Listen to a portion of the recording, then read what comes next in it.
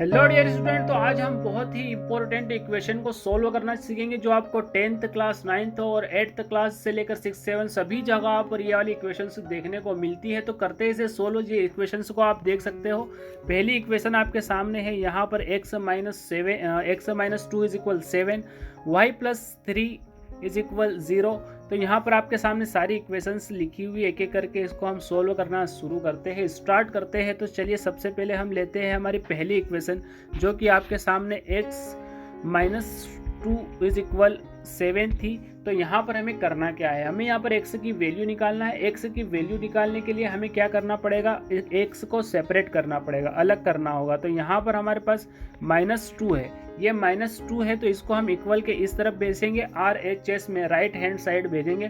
तो इसके लिए जब भी हम इसको यहाँ भेजते हैं तो ये प्लस -2 है, तो अगर यहाँ पर जो भी साइन होता है वो चेंज हो जाता है। तो यहाँ पर इस तरफ आने पर ये वाला जो -2 है वो ये इस तरफ आएगा तो प्लस का हो जाएगा। तो चलिए करते हैं इसको सोल्व। यहाँ पर हम देख लेते हैं x इस टाइप से लिखेंगे हम, इस -2 को हमें उस तरफ RHS में भेजना है, इसलिए हम हमारे पास यहाँ आगे इक्वल है तो इक्वल लगा देंगे, और 7 है तो 7 एज इट इज लिख देंगे। अब इधर से हम यहाँ से -2 को इस तरफ लाएंगे तो यहाँ पर हमारे पास ये प्लस का हो जाएगा, 2 जो रहेगा वो इधर आएगा तो वो प्लस का हो जाएगा, साइन चेंज हो जाएगा। तो x इज इक्वल हमारे पास यहाँ पर 9 आ जाएगा इसका आंसर।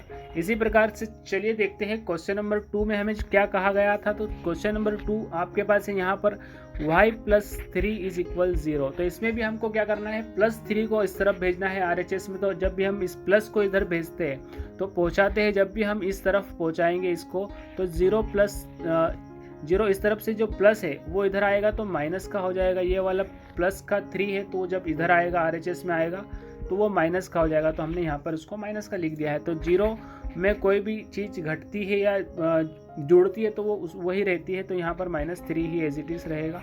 तो यहाँ पर इसका आंसर -3 हो जाएगा। देखते हैं क्वेश्चन नंबर 3 में हमें क्या कहा गया था। चलिए यहाँ पर हम लिख लेते हैं क्वेश्चन नंबर 3 जो हमारे पास है 6 इज इक्वल z+2, z और +2 है हमारे पास। तो यहाँ पर हमें z की वैल्यू निकालना है, और z की वैल्यू निकालने के लिए हमें z को सेपरेट करना होगा।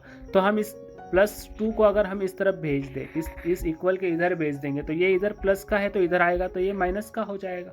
तो चलिए इसको करते हैं अपन 6 और इधर लाते हैं तो ये हमारे पास -2 हो जाएगा। तो इसे हमें इस प्रकार लिख लिया, और z यहाँ पर अकेला बचेगा क्योंकि इस +2 को हमने इस तरफ भेज दिया है, LHS में भेज दिया है। तो यहाँ 6 - 2 करेंगे हमारे पास तो यहाँ पर 4 आ जाएगा। 4 इज इक्वल z, या फिर इसको हम z इज इक्वल 4 भी लिख सकते हैं। तो ये इसका आंसर हो जाएगा इस प्रकार से। देखते हैं क्वेश्चन नंबर 4। क्वेश्चन नंबर 4 में हमें जो कहा गया है वो ये है। क्वेश्चन नंबर 4 में 3/7 प्लस x इज इक्वल हमारे पास 17/7 इस प्रकार से दिया गया है। तो चलिए यहाँ पर हमें x की वैल्यू निकालना है, इसलिए हमें x को सेपरेट करना है। तो इसको हम उस तरफ भेजेंगे, इस LHS से RHS में भेजेंगे, मतलब इस तरफ भेजेंगे इक्वल के। तो ये यहाँ पर प्लस का है, आगे कुछ भी लगा हुआ नहीं है, मतलब वो प्लस का रहता है। तो ये 3/7 3/7 प्लस का है, उधर जाएगा तो माइनस का हो जाएगा। तो x हमारे पास यहाँ पर रहेगा, इसको हम उस तरफ भेजेंगे, RHS में भेजेंगे। तो यहाँ पर हम बराबर लिखते हैं क्योंकि बराबर है x के बाद 17/7 यहाँ पर है 17/7 माइनस का हो जाएगा। ये वाला जो 3/7 है हमारे पास तो ये माइनस का हो जाएगा। अब जब भी फ्रैक्शंस में अगर जोड़ना घटाना रहता है और अपॉन में यानी कि उसके डिनोमिनेटर में अगर सेम डिजिट रहती है तो उस सेम डिजिट को हम क्या करते हैं, इसको पहले तो इस डिवाइड को मिला लेंगे हम, ये वाले डिवाइड को, और इस डिवाइड को क्या करेंगे, एक कर लेंगे। और अगर सेम डिजिट है तो हम एज इट इज लिख देते हैं उसको, और उसके बाद जो भी है ऊपर 17 और यहाँ पर माइनस है तो माइनस लिख लेंगे, और बीच में और 3 है तो 3 लिख लेंगे। तो अब यहाँ पर हम देखते हैं इसमें से अगर हम 17 - 3 करते हैं तो हमारे पास 14 आता है, और अपॉन में यहाँ पर 7 है हमारे पास तो हम यहाँ पर 7 लिख देंगे। तो इसको हम देखते हैं कि 7 के टेबल में 14 आता है, 7 1 = 7 और 7 2 = 14, 7 एकम 7 और 7 दूनी 14। तो x बटे यहाँ पर हमारे पास 2/1 बचा, तो हमें बटे में 1 लिखने की ज़रूरत नहीं है, हम 2 लिख देंगे डायरेक्टली, और x इक्वल 2 हो जाएगा यहाँ पर इसका आंसर। अब देखते हैं क्वेश्चन नंबर 5 में हमें जो कहा गया है। क्वेश्चन नंबर 5 जो कह रहा है हमें, क्वेश्चन नंबर 5 की अगर हम बात करें तो 6x है यहाँ पर और 12 है। तो यहाँ पर जो ये 6 है, ये 6 है, x के साथ मल्टीप्लाई में है, 6 जो है इसके साथ मल्टीप्लाई में, कुछ साइन नहीं है, मतलब ये कि इसके बीच में गुणा है, मल्टीप्लाई है। तो जब भी यहाँ से हम मल्टीप्लाई से अगर हम किसी भी डिजिट को, किसी भी संख्या को अदर साइड भेजते हैं, यानी कि LHS से RHS भेजते हैं, तो वो मल्टीप्लाई में रहती है, तो इधर आकर वो उसके डिवाइड में हो जाएगी। यहाँ पर जो भी संख्या रहेगी उसके डिवाइड में हो जाती है। तो x इज इक्वल हमारे पास यहाँ पर 12 है। इस 6 को हमें इस तरफ भेजना है, RHS में भेजना है, तो ये इसके 12 के अपॉन में आ जाएगी, बटे में आ जाएगी। तो यहाँ सॉरी यहाँ पर 6 है, तो हम यहाँ पर इसका इस 6 को हम इसके 12 के बटे में लिख सकते हैं। तो यहाँ पर 6 1 जा 6 और 6 2 जा 12 होता है, तो 2/1 हो गया हमारे पास, लेकिन हमको यहाँ पर 1 बटे में लिखने की कोई ज़रूरत नहीं है। तो यहाँ पर x इज इक्वल 2 हो जाएगा। बढ़ते हैं आगे, क्वेश्चन नंबर 6 देखते हैं। क्वेश्चन नंबर 6 में हमें जो कहा गया है वो t/5 इज इक्वल 10 कहा गया है। तो जब भी यहाँ पर हमारे पास कोई चीज़ अगर हम जिसे मल्टीप्लाई से इस तरफ भेजेंगे तो वो डिवाइड में हो जाएगी, लेकिन हमारे पास यहाँ पर अगर डिवाइड से हम इसको इस तरफ भेजेंगे तो वो उस तरफ जाकर मल्टीप्लाई में हो जाएगी। तो इस 5 को हम इक्वल के इस तरफ RHS में भेजेंगे, तो यहाँ पर हम क्या करेंगे, हमें t की वैल्यू निकालना है, इसलिए t को सेपरेट करना है। तो इस 5 को हम उस तरफ भेजेंगे तो t सेपरेट हो जाएगा, तो 10 मल्टीप्लाई में 5 हो जाएगा। ये आपको ध्यान रखना है, कभी भी जो डिजिट अगर माइनस की है तो प्लस की हो जाती है, प्लस की है तो उधर जाती है तो माइनस की हो जाती है। उसी प्रकार से अगर मल्टीप्लाई में अगर कोई हमारे पास डिजिट है LHS में, अगर उसको RHS में भेजते हैं, मल्टीप्लाई में है तो उधर जाकर डिवाइड में हो जाएगी, और अगर डिवाइड में है अगर हमारे पास तो इक्वल के उस तरफ जाकर, यानी LHS से अगर हम RHS में भेज रहे हैं तो RHS में जाकर वो मल्टीप्लाई में हो जाती है। तो यहाँ पर देखो ये डिवाइड में है, LHS में डिवाइड में है, और इसको हमने RHS में भेजा इस तरफ, तो ये कैसे हो गई, यहाँ पर मल्टीप्लाई में हो गई। तो t इज इक्वल हमारे पास हो जाएगा 10 का मल्टीप्लाई 5 में होगा, तो यहाँ पर 50 हो जाएगा। तो ये t की वैल्यू हमारे पास आ जाएगी, इसका आंसर आ जाएगा। तो चलिए आगे देखते हैं, क्वेश्चन नंबर 7 को भी हम देखते हैं। क्वेश्चन नंबर 7 में हमें जो कहा गया है वो 2x is upon 3 is equal है हमारे पास यहाँ पर 18। तो हम सबसे पहले x को सेपरेट करने के लिए इस डिवाइड वाले 3 को RHS में भेजेंगे, तो 2x हम लिखेंगे यहाँ पर, और 18 इसको हम जब भी इस तरफ भेजेंगे, इस 3 को हम जब भी इक्वल के इस तरफ भेजेंगे तो हमारे पास यहाँ पर मल्टीप्लाई में हो जाएगा ये, क्योंकि हमें पता ही है कि कोई भी चीज़ अगर इधर यहाँ से डिवाइड में से उस तरफ इक्वल के जाती है तो वो मल्टीप्लाई में हो जाती है। तो 2x इज इक्वल हमारे पास इसका मल्टीप्लाई हम करते हैं, तो 8 3 हमारे पास होता है 24 का हम लिखेंगे यहाँ पर 4, और कैरिंग रहेगा हमारे पास 2। अब यहाँ पर हम इसका 3 का 1 में मल्टीप्लाई होगा, तो यहाँ पर 3 1 जा 3 और इसके साथ कैरिंग का 2 जुड़ जाएगा। तो समझ में आ रहा होगा ये आपको। 18 की टेबल आती है तो डायरेक्ट हम बोल सकते हैं इसको 18 3 जा 54 होता है। इस 2 को भी हमें इधर भेजना है, तो x है हमारे पास यहाँ पर, और इधर है 54, और हमारे पास ये 2 है, तो इस 2 को हम इस तरफ भेजेंगे।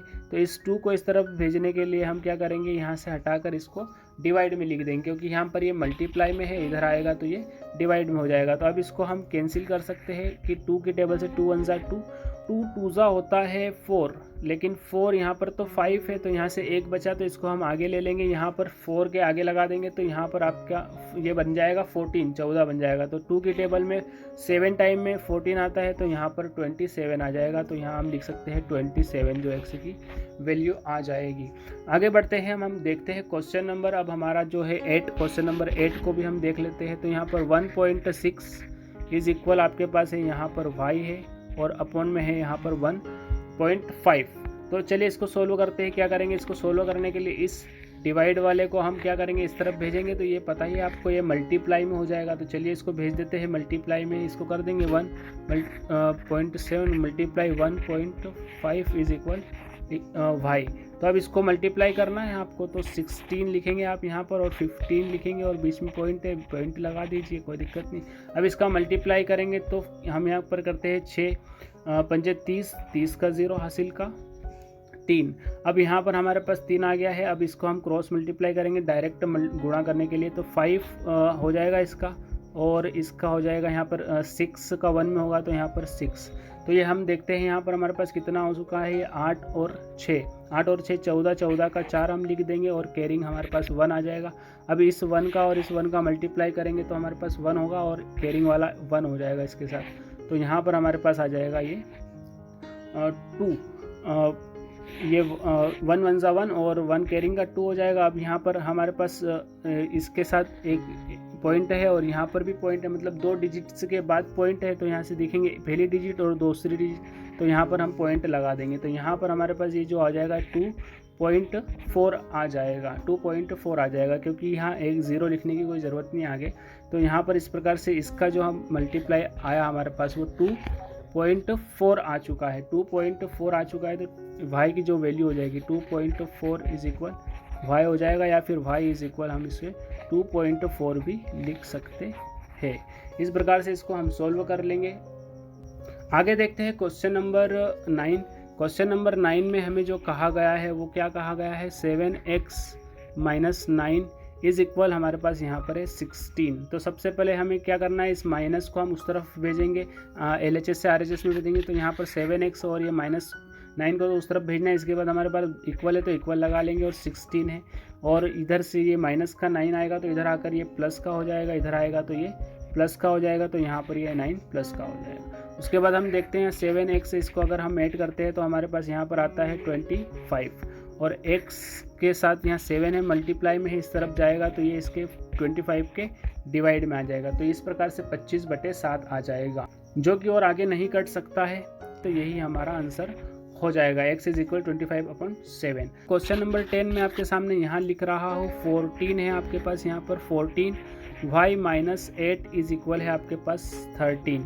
तो इसको सोल्व करते हैं। सबसे पहले इस -8 को हम उस तरफ भेजेंगे, जैसा कि आप जानते ही हो। तो यहाँ पर 14y और इक्वल, इस माइनस को तो आप उधर भेज रहे हो तो इसको आप यहाँ लिखोगे नहीं। उसके बाद इक्वल है तो आप इक्वल लिखोगे, 13 है आपके पास तो आप 13 लिख लोगे, और इस -8 को जब आप इधर लाओगे तो ये प्लस का हो जाएगा इधर आकर। तो इसको लिख देते हैं, प्लस का लिख देते हैं। 14y और 13 और 8 को जोड़ते हैं हम, तो यहाँ पर आता है 21। उसके बाद हम इसको y के साथ यहाँ पर 14 एक मल्टीप्लाई में है, तो जब भी इक्वल के उधर जाता है तो वो डिवाइड में आ जाता है। तो इसको हम यहाँ पर डिवाइड में लिख लेंगे। 10 की टेबल से काट सकते हैं, 7 1 जा 7 और 7 2 जा होता है 14, 7 3 जा होता है 21। तो यहाँ पर आ जाएगा 3/7। तो यहाँ पर हम लिख सकते हैं y इज इक्वल 3/7, जो कि हमारा आंसर हो जाएगा।